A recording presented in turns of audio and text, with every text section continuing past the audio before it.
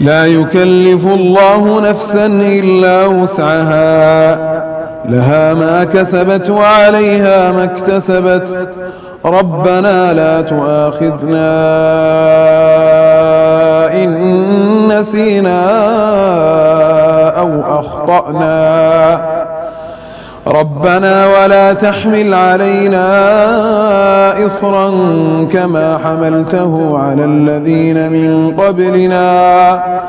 ربنا ولا تحملنا ما لا طاقة لنا به، واعف عنا واغفر لنا وارحمنا، أنت مولانا فانصرنا على القوم الكافرين.